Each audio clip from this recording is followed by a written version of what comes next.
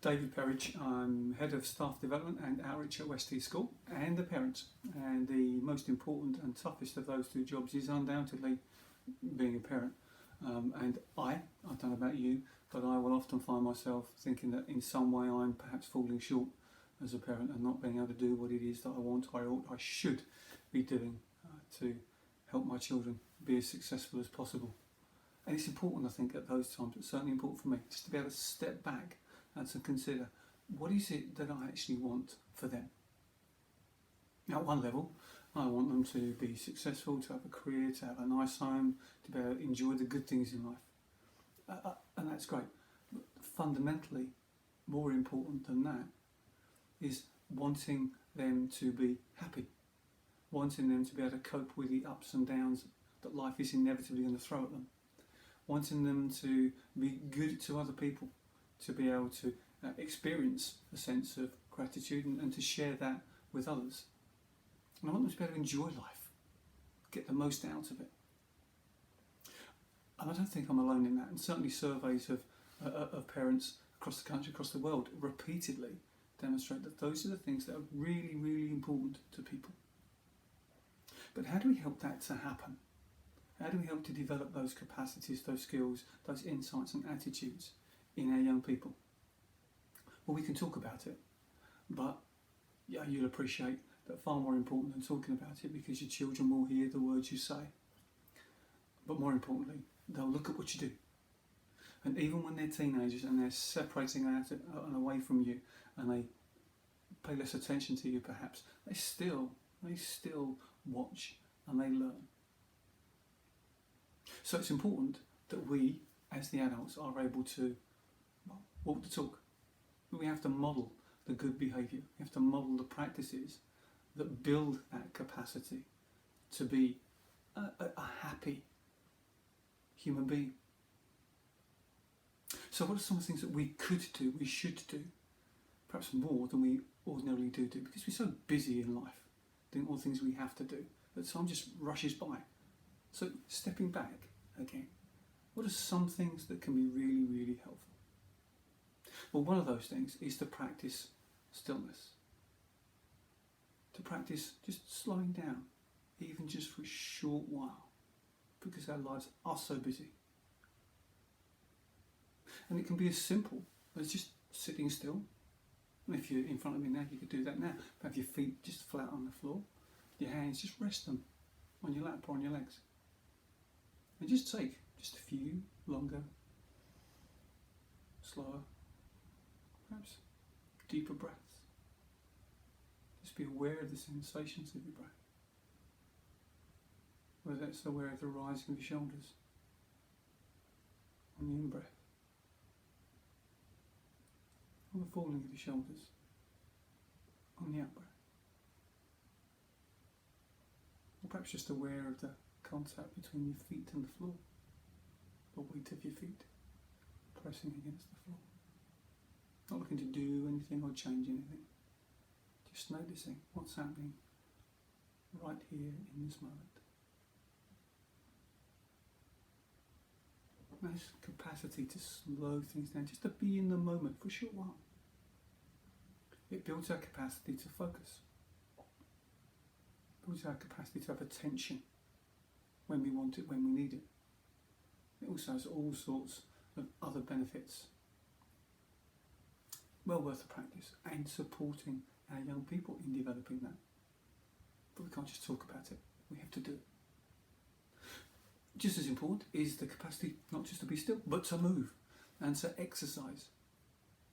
We know that when we exercise, we release endorphins, it's good for us, we feel happy, we feel more engaged, and all the physical benefits that go with it. Now, whatever your physical circumstances, find some space, find some way to do that, to stretch, to exercise, to make use of your body in a physical sense. And if you can do that outside, so much the better. I appreciate that it can be difficult for people, but doing it outside, and the benefit of light and air, taking the opportunity to notice some of those things around you in nature as you're outside. Really, really important. Really important. Another exercise that can be helpful is the expression of gratitude. Most of us will say, okay, we're thankful for this, we're thankful for that, but we're busy. And we don't often actually just, again, perhaps slow down to reflect on what is good in our lives. Now, your brain works on patterns. It defines, it identifies, it looks for patterns. And some of us, our glass is half full. Some of us, our glass is perhaps half empty. We run on patterns, what we're looking for. We think the world is a good place. We start looking for good things. We think the world is a bad place. Our brain is looking for that. Where's the evidence that proves the pattern? And very often people get caught in negative loops, negative patterns. This is going to go wrong, that goes wrong. It's been wrong before, it'll go wrong again. I'm not sure about this, this won't quite work. We experience, we express gratitude. What is it in your life that you can be grateful for? There is always something. That you're here now. That you won't have to listen to this for much longer. Whatever it may be, you can express gratitude for some things around you. And when you do that, if you do that on a regular basis, did every day, 3 things that I'm grateful for today. You begin over a relatively short space of time, a matter of weeks, in reshaping the wiring of your brain. The brain begins to look more frequently or more consistently for positive things because it expects them. It begins to identify things that are already there, that are positive. And with that sense of gratitude comes a sense of engagement, connection with the world, with other people.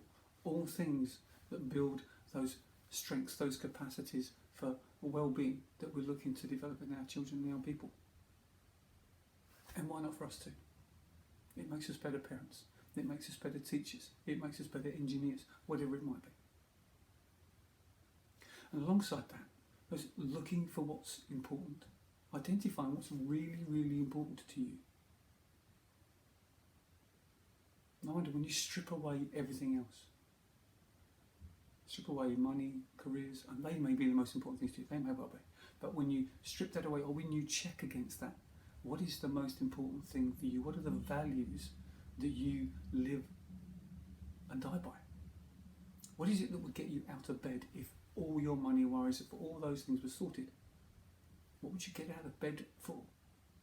And when you identify that, what you feel is at the core of you and who you are, then how do you honour that? What do you do today that honours that? What do you do tomorrow? Direct your life in that pursuit of fulfilling what's really important to you. It doesn't have to be super profound, and it can be quite general. It could be what's really, really important to you is helping other people. Well, fine, one way to do that today. It could be what's really important to you is to be creative. Okay, so how can you do that? How can you bring that creativity into use in exploring some of the issues or challenges you might face with someone else, or in creating something for your house, or for whatever it might be. But how do you bring that creativity into your life right here, right now? And if it's important for you to do that, it's also important to do it with your children. What's important for them? They might find it hard to verbalise, but again, by identifying, actually what's really important to me is then bring that into play, into practice. Make that important in their lives in a practical sense. That will last them a lifetime. What is most important will change. What's important to a 14-year-old is not likely to be as important to them when they're 18. It certainly won't be as important to them when they're 30 or they're 40. It shifts, it changes. But bringing that to bear is a valuable thing to do. So though we may not have chosen, certainly wouldn't have chosen to be in the situation that we're currently in, and it's awful and horrific, perhaps it's also affording all of us an opportunity just to step back. Think, what is it that I can do that improves my well-being, that makes me a happier, a more fulfilled human being, a more happy and fulfilled parent, and that I can then share with my children so that they can learn that capacity or develop that capacity to be happy and fulfilled human beings throughout their lives. So please, practice.